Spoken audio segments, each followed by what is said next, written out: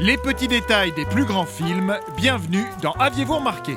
Qui n'a jamais eu envie de s'amuser avec Mickey, de faire du sport avec Bugs Bunny ou de papoter avec Daffy Duck ?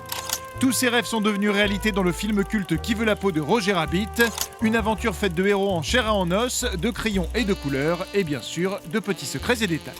Sorti en 1988, Qui veut la peau de Roger Rabbit est un petit miracle puisqu'il marque la seule fois dans toute l'histoire du cinéma où les personnages des maisons concurrentes, Disney avec Mickey, Donald et compagnie et Warner avec Bugs Bunny, Daffy Duck et consorts, apparaissent ensemble dans un long métrage.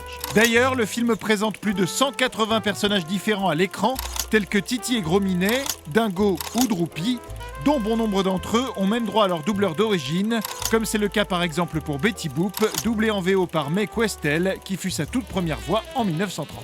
Signalons toutefois que quelques grandes figures animées comme Tom et Jerry, Popeye ou Casper le fantôme avaient initialement été conviées, mais qu'elles ne purent apparaître pour des questions légales. Malgré ça, on peut brièvement en apercevoir certaines, oubliées, comme Félix le chat visible sur le fronton du tunnel menant à Toonville, ou encore juste là, sur l'une des photos du bureau de Maroon. Les plus observateurs auront même pu voir très brièvement les ombres des célèbres Bibi et Coyote dans la scène de l'ascenseur ici. Un petit caméo un peu anachronique d'ailleurs, puisque les héros n'étaient pas encore créés à l'époque du film en 1947 et ne verront le jour que 2 ans plus tard. Ce n'est d'ailleurs pas le seul anachronisme, puisque lors de la scène du cinéma, le film que regardent Eddie Valiant et Roger Rabbit et Dingo fait de la gymnastique, qui ne sortira également qu'en 1949.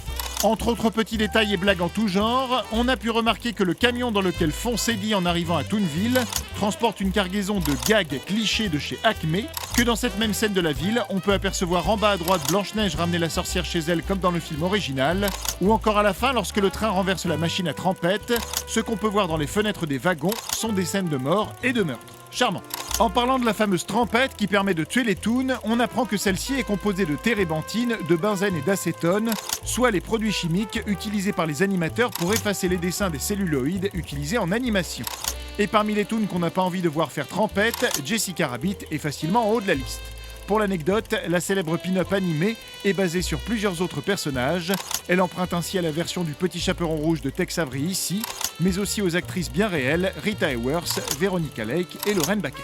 Qui veut la peau de Roger Rabbit a aussi son lot de caméos amusants, comme le réalisateur du dessin animé du début du film, qui n'est autre que Joel Silver, producteur de la future trilogie Matrix entre autres, ou encore lors de cette scène où Roger regarde les photos dans son portefeuille et où l'on peut apercevoir les portraits dessinés du producteur Steven Spielberg et du réalisateur Robert Zemeckis. Et même si Mickey fait plusieurs apparitions en personne, le film n'hésite pas à inclure quelques Mickey cachés comme dans les autres productions Disney. On peut ainsi voir que les 3 bombes que tient Eddie forment la tête de la célèbre souris. Enfin, on aura également aperçu lors de la scène de la course-poursuite en taxi quelques brèves images montrant un Bob Hoskins en version cartoon, et oui, que l'épée chantante ici est une caricature du chanteur Frank Sinatra, ou encore que le tunnel qui relie le monde réel au monde des Toons est le même que celui visible dans Retour vers le futur 2.